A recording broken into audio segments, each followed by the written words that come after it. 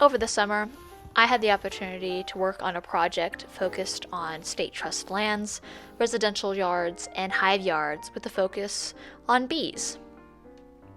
Half of the study involved doing vegetation surveys to see what floral resources are around the wooden blocks that my coworker placed. This was an opportunity to see some beautiful farmlands and have a small window in the relationship between researchers and private landowners. At these various sites, I got to see a variety of farm animals,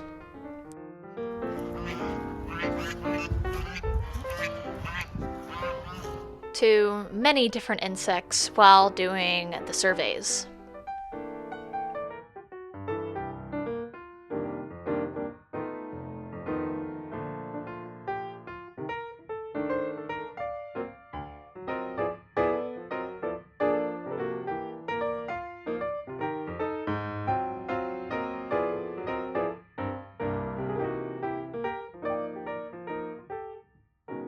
The other half involved recording both honeybees and native bees on thistle plants. The main focus was to see how long the bees were pollinating the flowers over a 15-minute period. Depending on when the bee landed, we would keep recording until the bee finally left. I'm gonna wait until this guy finishes and flies away, and then I'll be done. Okay, he left. Wow, okay. We dealt with the weather and saw some really cool things.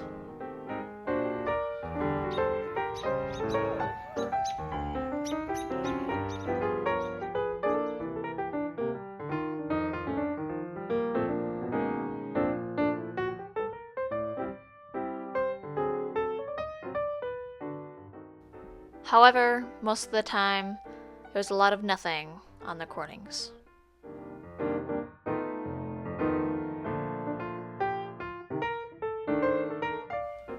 Despite the long hours, I had a really good time with my coworker, so I painted a leafcutter bee over a thistle flower as a gift.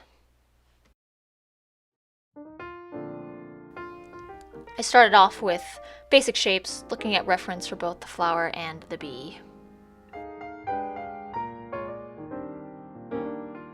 Soon after, I started adding details to that sketch to flesh out what I would be painting later on. Here's the final sketch, where then after I used a fancy eraser to make the lines less apparent for when I actually started to paint.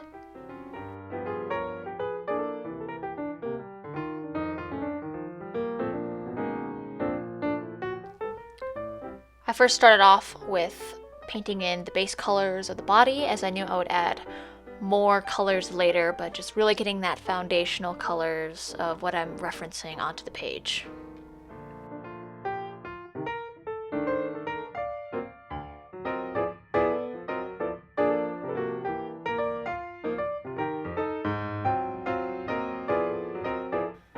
Here, I kept going darker, where I added a bit more dimension to the darker areas of the bee, from that fuzz onto the legs.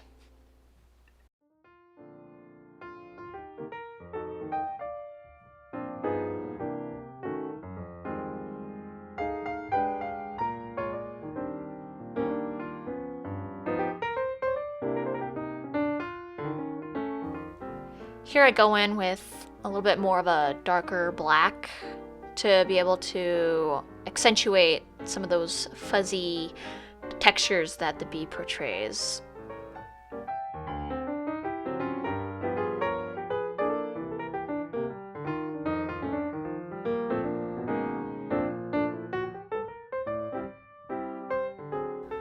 I'm almost treating this like watercolor, even though it's gouache, where I'm starting off with a really light layer and then just adding thicker paint onto it with more broad and bold colors.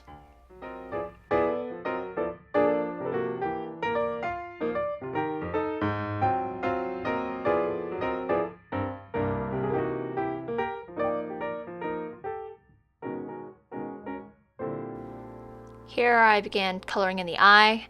Eyes are really important in animals, even insects. It brings life to an animal. So I really took my time in making sure that I got the light reflectance correct on this particular part.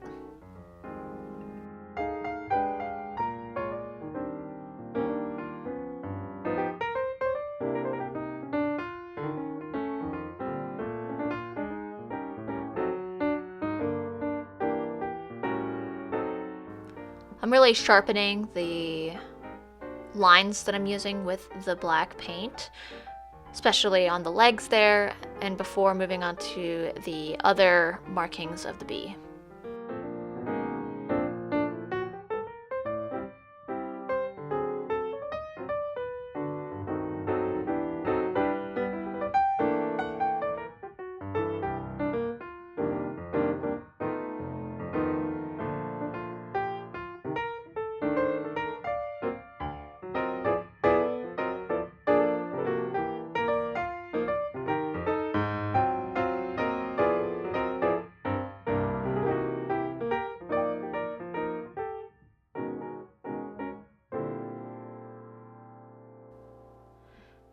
After going into the blacks, I'm now going into other palettes of yellow to create that dimension in that fuzz.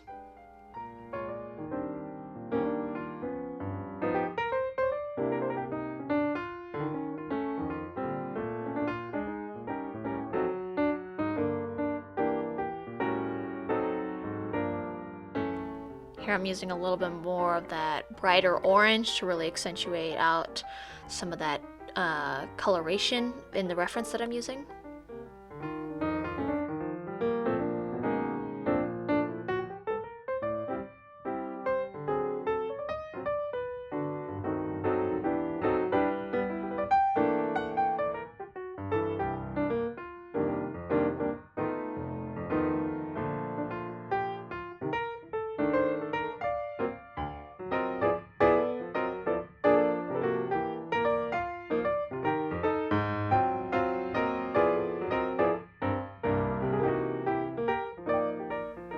And then added the feet, which are always interesting to look at, especially their little hooks that they have.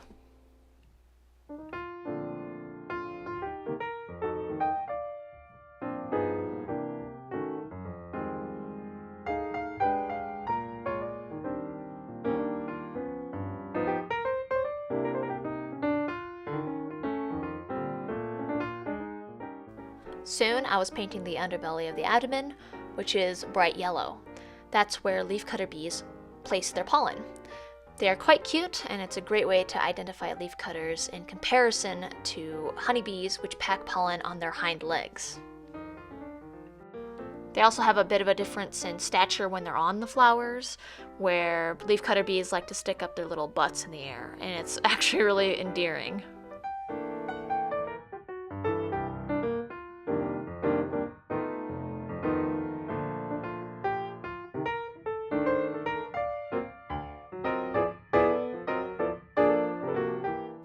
Eventually, the bee was done, and I was on to painting the thistle plant. Here I'm adding a bit of white to the green that I was using so I can really get that color correct before I start putting paint onto the paper.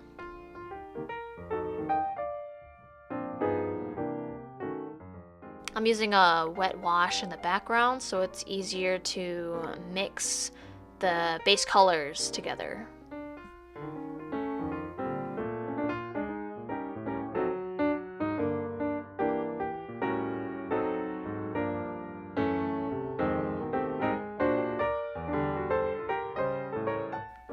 After the base dried, I added small spikes on the side of the plant. These aren't actually that sharp, but they do give the illusion of being pokey.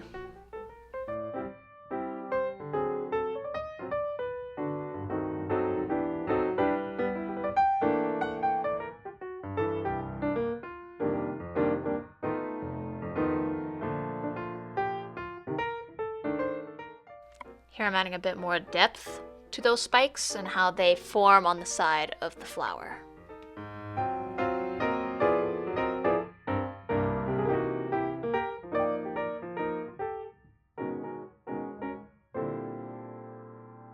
Once those spikes were done, I began painting in the petals using some thick paint. As I mentioned before, this painting is done with gouache, and I'm still learning how to use this medium effectively. It is really fun, and I really enjoy the opaque nature of it.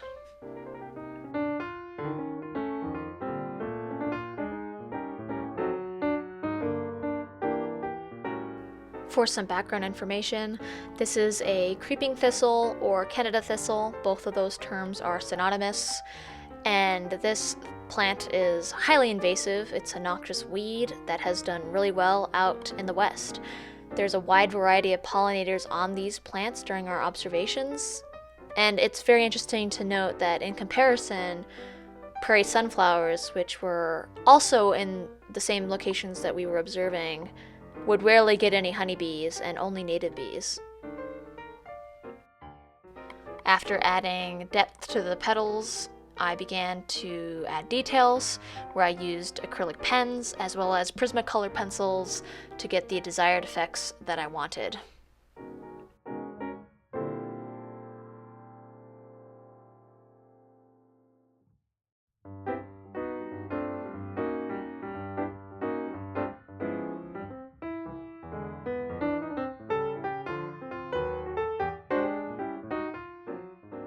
After wrapping up on those final details, my painting was finished. I'm really happy with the result, and the flower and bee look like the species that I wanted to replicate. I will be making a Halloween video soon for the holiday, and I hope you enjoyed watching the video and found it informative. Thank you!